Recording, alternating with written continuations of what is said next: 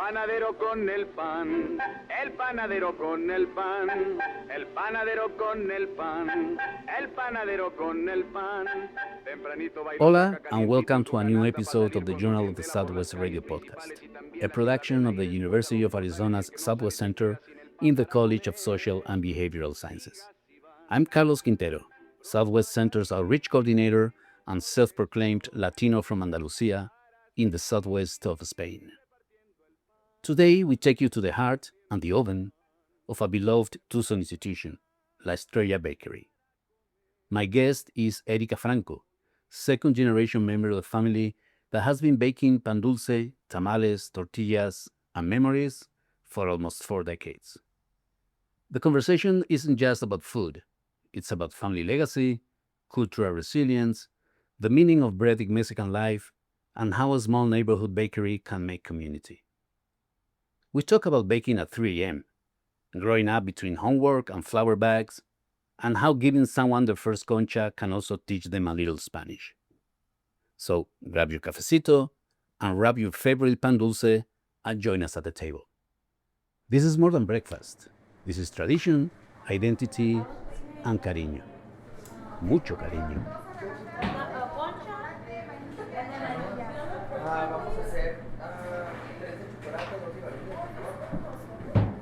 Hola, Erika. Hola, Carlos. ¿Cómo estás? Bien, bien, gracias. ¿Tú? Muy bien. By the way, happy September 16th. Thank you. Happy grito. Thank you. It's funny that somebody from Spain is telling you this, but It is. It is very funny. it is. Interesting. So, Erika, the background sound that we are listening to, I recorded last Saturday. I think it was a little bit before 7 in the morning. The store was full, people in line. But what is that about? Well, that's the baker's life is to wake up early. And in our case, we start baking at 3 a.m. Why? Because our doors open at 6 a.m. And one of the, I would say in the Mexican culture and other Hispanic culture in general, one of the first foods that we traditionally eat is pan with cafecito. And, that's why it's very important for us to be there at 3 a.m. so our first customers could have our first straight out of the oven pan. So we are all the time running, every time we are more rushed. But then it happens at 6:30, but almost any time you go to any of your bakeries, you can find people being in line waiting to buy their bread. Yeah. Why is so important? Well, because everybody's running to get to work, and our first customers are actually the construction workers. And construction workers, for example, it's they start, because we live in Tucson, they try to prevent the hot weather. So they start early in the morning, and nothing like a good panecito, their conchita or cochito, to start off with coffee and give them that boost to start their day.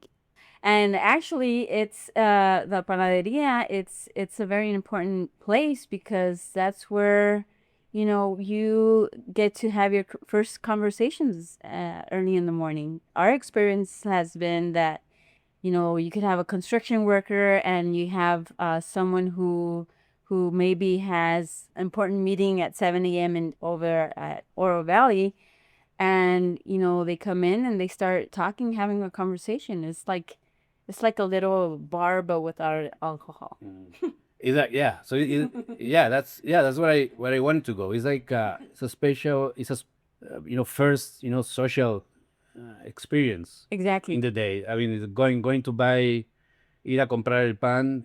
It's not a transaction. No. It's a ritual. It's Yes. the beginning of something that is gonna continue around food during the whole day. Yes, exactly. Something like that, right? Yes. And how is the experience different for the non-Latino customer who comes to the bakery maybe for the first time? So every time that we have a non-Latino coming in and they ask for, it's the first time in, and they, tell us or ask us, what's your most famous bread? And obviously, the reina de las reinas is la concha. So, especially if they've never tried it, we give them a little piece so they could taste, and that says it all. They taste it. It's so fluffy and it's straight out of the oven, and what else can you ask for? You're right. And yeah, and that's the just giving them a taste there at the bakery where they could smell the bread coming out of the oven and seeing that everything's fresh. I think that says it all. And yes, it works. Giving that little piece of bread, next couple of days, there he is or there she is again. And what's cool about it is now they come in and little by little they learn most of the names of the Mexican pastries. And we make maybe I would say 35 plus different types of bread. And see, that's one of the things that when we started at the mercado, like I said, most of our customers at the mercado are Anglo. And I remember the first week we opened and we had all these customers. They would complain, why didn't we have the names of the breads? And I at first my siblings wanted to have the the little sticks with the names. I said, no, we're not going to do that, because that changes the whole dynamic between the customer and the cashier. And now, and I said, and that's a great way for them to learn. Not only do they, satisfy their cravings, but they also learn the names. And it's really cool when you hear, someone coming in and ask for a cuerno and or an elotito, and with almost a perfect pronunciation, and it's amazing. Yeah, it's amazing. And that was the whole point. Yeah. So you are bridging the gaps between cultures. Yes. Somehow. Yes. With this, you are helping understand Yes. what And Mexican culture is about. yes. And well, obviously in the now in the south side, or the our location at the Grande Avenida, where you have more Mexican or Mexican American or Latinos. Well, it becomes more of a game with some of the names. For example, cuernos. You could have a customer coming in and they ask, do you have cuernos? Cuernos is horns. Yes. So you know that in the Yeah, it has a connotation. yes, a connotation. It means that you're being cheated. Yeah. By your significant other. So it becomes like a little game, or sometimes they come and they ask can you give me a kiss? ¿Me puedes dar un beso? And that's the name of a bread. Which is a perfect blending into Mexican culture. It's el albur. El albur, exactly. El pan. El albur, It's, exactly. it doesn't get Yes, it doesn't get better than that. So there's but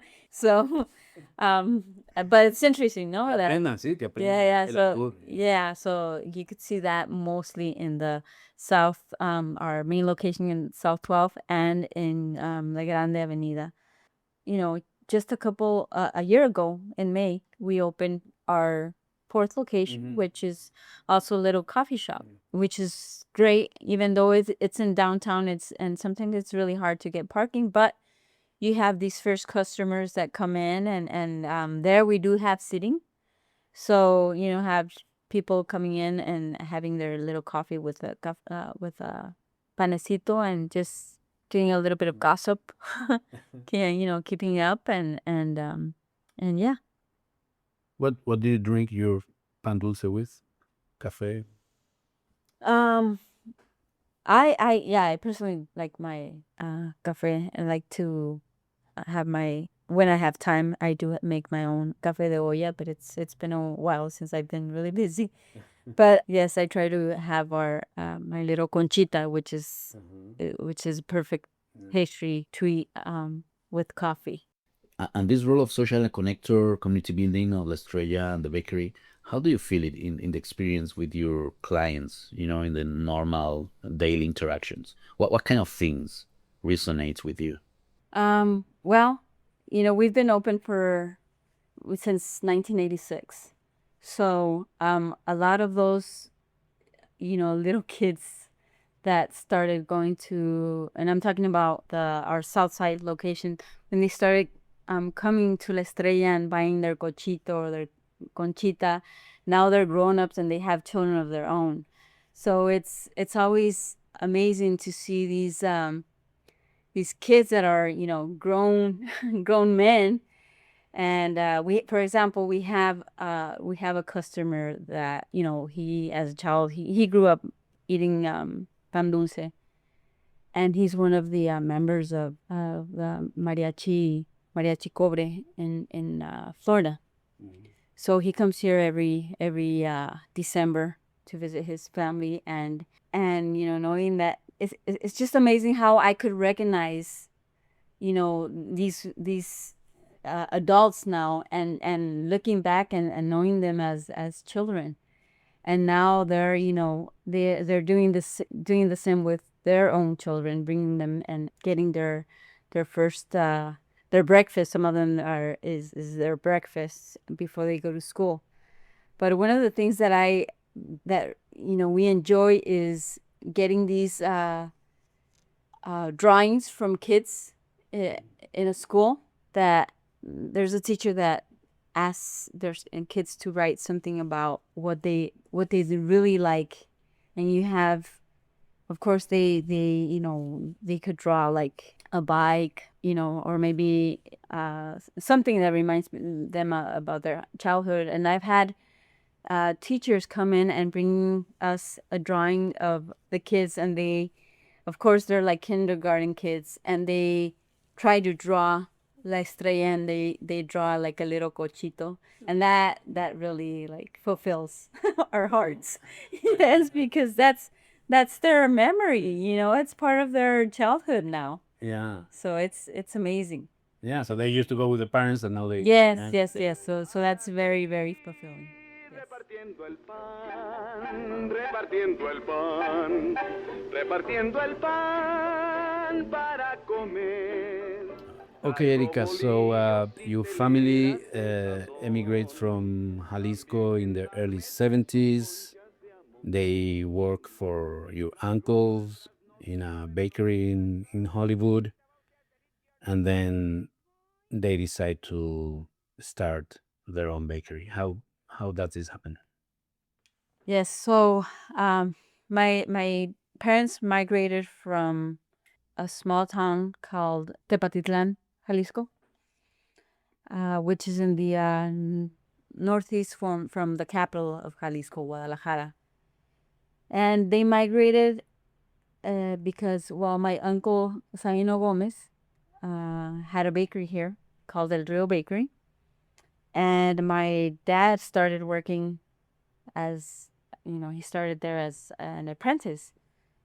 And my mother was the cashier. We lived across the bakery. Well, El Rio Bakery was next to St. Margaret's Church on Grande Avenue. So we lived in a small apartment right across from St. Margaret's Church. So it was a walking distance, obviously, for them to go to work. So what they did, my dad was started as an apprentice, but he would cook the bread, which meant that he would be off of work by 9 p.m. because at El Rio they started making bread throughout the day, but it was mostly during the afternoon. And my mom was a cashier during the morning, and my dad stayed with us in the morning, which meant that he had to, get us ready for school. So after working for a few years with my tío, my tío Sabino and his wife Artemisa Gomez, they were ready to take a break.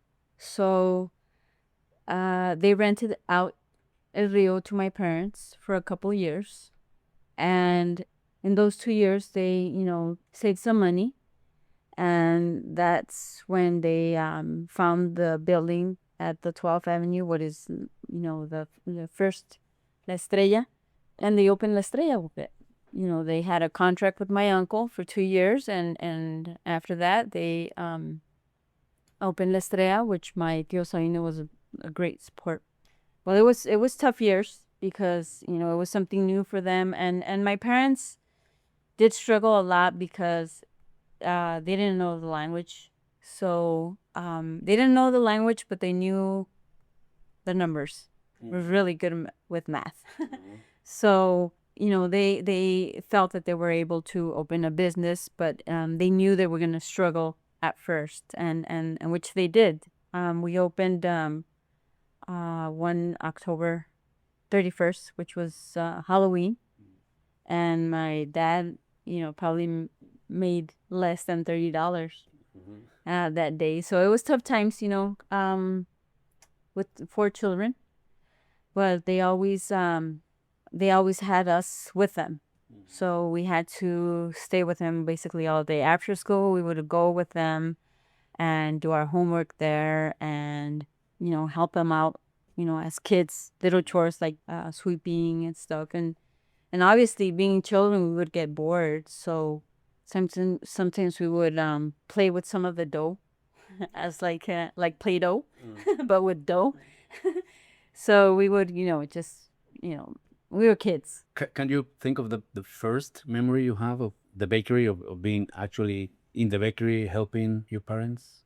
I have my first memories of helping my parents maybe when I was like 10 years old, being the middle child. I think my older sister helped them more physically. And I mean, we did little chores like sweeping and stuff, but actually, like starting like baking, I've always been very curious. And there's 4 of us. I think I'm the only one that knows how to. My brother, obviously, he's a maestro. He's the one that prepares the doughs and stuff. But for my sisters, I'm the only one that knows how to make the tortillas and make the bread to bake. And simply because I was curious, because I could say that my dad is now, as he's older, he's a little less machista, but in his head, it was a man's job to bake, which is very ironic, right? But I was always very stubborn, very curious, and I started helping out and stuff, and yes, we started. He started by himself. He would bake, and my mom would sell, and we would help up front as cashiers when we were small. And then my uncle, Jose Guadalupe, started working with my dad, and it just started expanding little by little. Back in '86, I think it was there was another bakery called Ronquillos, which was where my tío Sabino started, but it was the only bakery on 12th Avenue. And then after that, other bakeries started opening, which is interesting because everything's we're all connected. So the owner of El Triunfo, for example, which he passed away a couple of years ago. He was my dad's co-worker back in El Rio. So they were both apprentices, and they each opened their own bakery. But which is cool because anytime now they're his children. Well, Joaquin is the owner now, and every time, for example, we run out of something, I call Joaquin. Hey, Joaquin, do you have an extra bag of flour you can lend me? Oh yeah, come for it. And there's this collaboration between the bakeries. So there's really a good relationship. There's not a feeling of competing for the same space. There shouldn't be any competition. We're here to help each other. There's especially in food. There's food for everyone. Yeah. So I mean, and just sharing our pan dulce, which is part of our culture, is awesome, and there should be collaboration. And when it comes to the family component in family business, How does it work for you? What does it mean for you and your siblings being part of the business, the daily life, the commitment?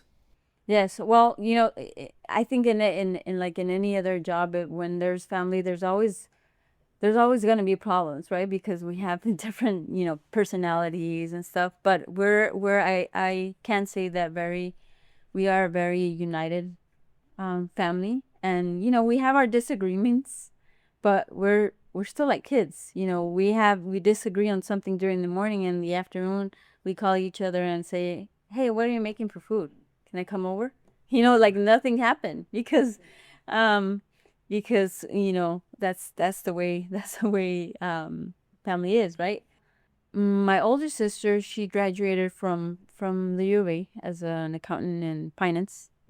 And my younger sister, she graduated. She has a master's in education, and she was an elementary teacher for years. And she stopped back in 2020. I myself, I'm an educator as well, but we've always worked at the bakery, regardless, of having another job. My brother, my brother's the only one that did not want to go to university. He's one of those. He's very intelligent, but he never liked school. Period. And Jorge, the way that he started getting involved in mixing the doughs and the bread was because of an emergency. So my parents, they're very committed. We're very committed to our customers. So lately we have closed on like Labor Day or Memorial Day, but before my no, it was a no, no, no. And now my parents are like, give us green light to close. Okay, more Catholic approach to work. So my grandmother got really sick back in Tepatitlan, and my dad had to fly down, and she passed away. And my brother was 17 years old, and my dad was giving him instructions on the phone on how to make the dough, and to make sure that he had it ready for it to be ready for our customers to open. And that's the way that Jorge learned. He learned the hard way because my dad, just on the phone, imagine giving instructions or the ingredients to a 17-year-old, not giving him any measurements, but telling him, "Oh, es un puño, Poquito. un poquito, just like your fingers. Like, what do you mean by it's just like this?" And my dad nowadays, he with of course, with the experience, he doesn't measure some other things. It just comes natural to him. But for a 17-year-old, it was very tough on my brother. But now he's a maestro. Yeah. Now he knows it all. Yes. Wow, that's impressive. Yes. No, the other thing that impresses me a lot for the things that you have told me before, and it's how your parents have been able to to give you you and your siblings this kind of the full opportunity of the American dream life of going to college, but then also at the same time keeping this family business ethics. And then the other part that amazes me is that all of you are fully bilingual, especially you and your other younger sister being born in the US. I mean, that's impressive to keep the balance between giving you the opportunity but keeping this strong. Yes. So I think my older sister, it was harder for her because when they came to Tucson. So my older sister was born in Tepatlan, and they came to Tucson, and obviously being the older one, it was tough on her. She had to, she was the one that had to translate for my parents and help us do our homework because my parents were working, and they did. My dad only went to third grade elementary, and my mom went to fifth or sixth grade. I don't recall. elementary. So sometimes they would try to help us, especially my mom, help us in our homework, but we didn't understand the way that she would solve a math problem. It was a different way that what we were taught here in school, and I recall telling you, no, but you don't understand. It was the same answer, right? But back then, you say, no, you're not doing it right, but the teacher's just saying this. This is the way you have to do it. So my sister, she went to all of her schooling was only English. My brother and myself, we went to bilingual school. So one of the things obviously is at home we always spoke Spanish, always. And if we were going to speak English, it was at school. So I think that's why it was easy for us to be bilingual. And Erica, talking about keeping this balance between tradition and business, and you have mentioned that your parents were like hardcore entrepreneurs. And we were talking before about Mele Martinez's book about her experience, her family business, and how gentrification and other market dynamics took their family business out of the picture. How have your parents managed to, your whole family managed to keep this balance and maintain these authentic roots, and at the same time, adapting and surviving this hard environment? Well, one of the things that were different from these bakeries that are corporations, all of our bread is handmade, and the only machines that we use are the mixers and the ovens. And I think keeping that as a tradition has helped us expand and keeping it traditional. I think our location, well, I could speak of two of our locations, which is the main bakery in the South Tucson is still a barrio bakery, which is also a barrio bakery in Hollywood, in barrio Hollywood.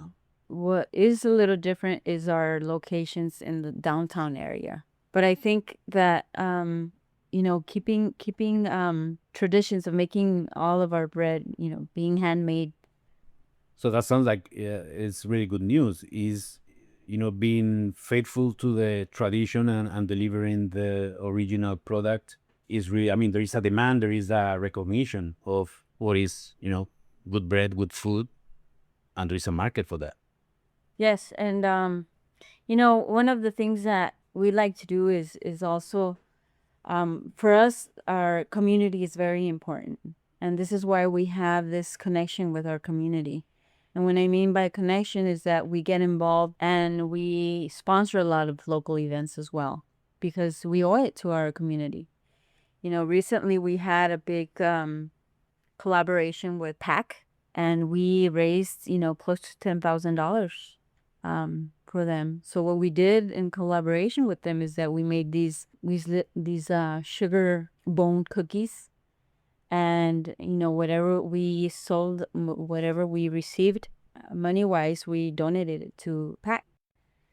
And also we do a lot of sponsorships to some of the schools. Being educators, we know how important nowadays it's important to keep some of the programs, and we do a lot of collaboration, for example, with Royal Badgers, Tucson High Badgers. So we collaborate with them, but we also collaborate with the university. We have a collaboration with the Department of Education in early childhood.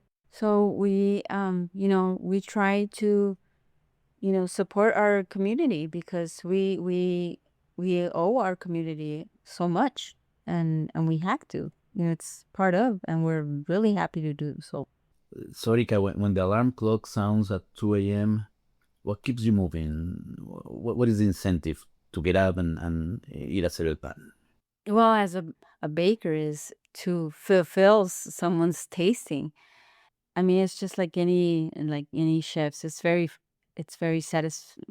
satisfying to make all these pastries that are gonna initiate people's day, Mhm. with straight out of the oven, and once you take that bite and it's very satisfying, that's a good start to that. Sets the mood, Yeah, yeah. it's for the whole For day. the whole day. Yes. So, try to make have everything on time to, like you said, like we talked about, in the beginning, everybody's so busy and it's to go products. So, and I know that everybody's running around and trying to get to work, but before they get to work, they want to have their pastry. So just trying to satisfy all these customers and making their day and making their daily bread. Yes. También Yes. gendarmes, besos, conchas de a montón. Y traigo caldras, novias, cuernos. ¿Qué pasó, So, Erika, marchandito? ¿Te what would you say are atenciono? the challenges and the future that you see for Estrella or places like Estrella? Well, one of the things that we're trying to change and that we have to work on is trying to avoid food dyes, trying to come up with some of the ingredients, not natural ingredients, to make those special colors and not use food dyes. Also, we want to start working on some gluten-free products, and that is challenging. Believe it or not, for example, I am allergic to gluten, but I still keep. I know, isn't that ironic? But I still, of course, I'll still have my conchita. But health wise, I think it'll be good to start working on that. Another challenge is finding new bakers. Right now, we have bakers that have been with us 20 plus years, and they're ready to retire. And what's next, right? We do have some young guys, and that's always a challenge, finding someone that appreciates becoming a baker. And I think that's one of our toughest challenges, is to What, how to reach out to. how will you convince somebody to become a baker? Oof. Well, they have to have passion. They have to have interest in baking. Right now, for example, we have a baker that's from Afghanistan, Oh. and he's one of our top bakers right now. And he enjoys, you could tell that he enjoys baking. And baking is an art, and it's using your hands. And of course, you're not going to make, each time you make a bread, it's always going to be different. And that's what makes it unique. And I mean, it's just like cooking, how to satisfy, that person that's gonna have that first bite. And it's just, finding bakers. Actually, I think I mentioned this, that my dad, being a machista, he always had bakers, men bakers. And it wasn't until 2019 that we had our first female baker. Yes, yes. And now, she helps us. She was, she was a baker, but she always also had her own profession, which is a barber. But she does help us during el Día de los Reyes Magos. Once a year. Yes, I call her up and say, Lima, can you? Oh yeah, I'll do it, and it's very satisfying for her too. And now we have another female baker, and now I could prove my dad wrong. Yeah. Yes. And baking saved many lives during COVID. I mean, people discovered Yes. Yes. COVID that the benefits of baking, beyond the final product, is the experience of creating something. Yes. And as a business, I think we were very, one of the lucky businesses, because on the contrary, we had a lot of work, because we were one of those essential businesses.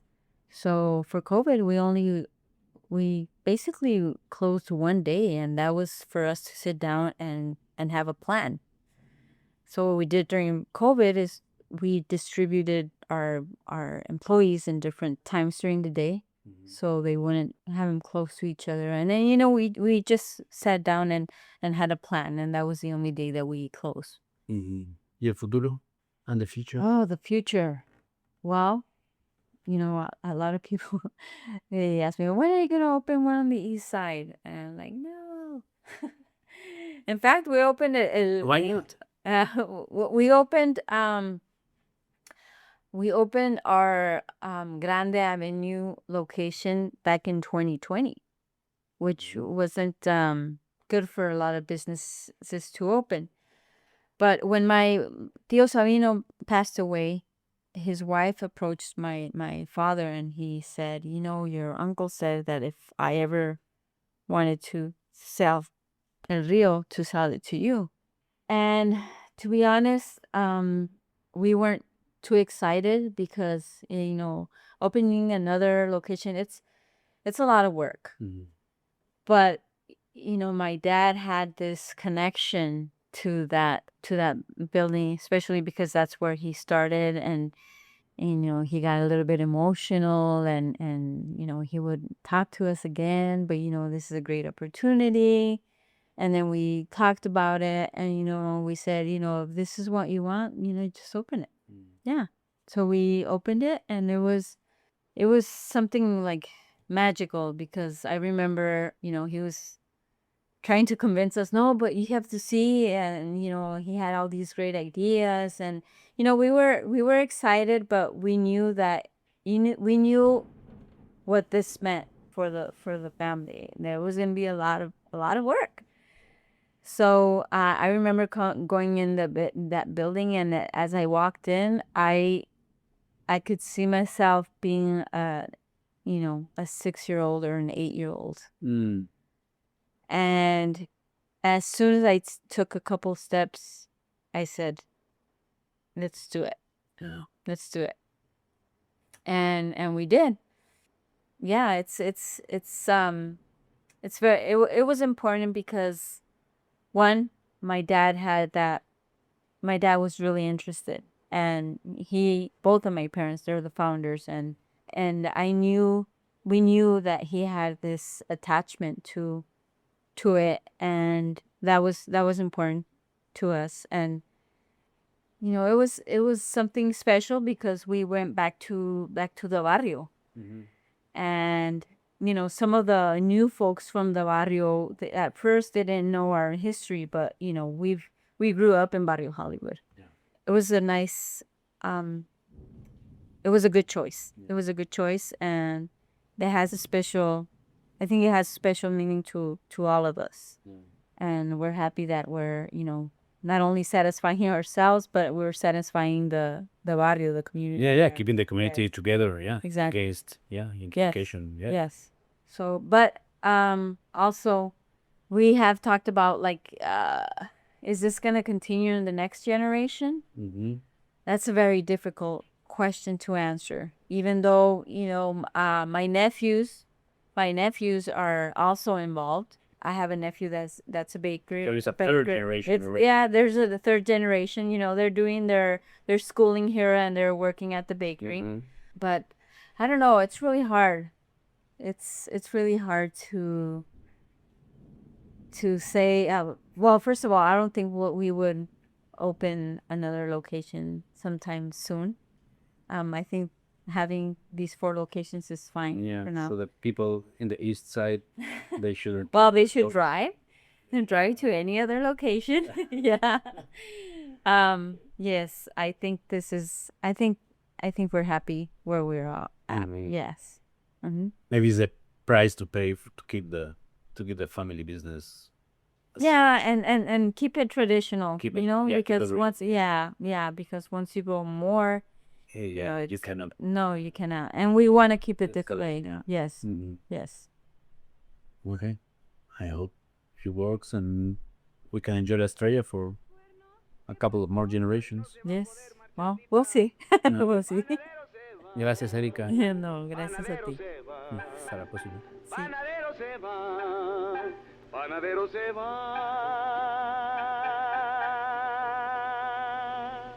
panadero se va.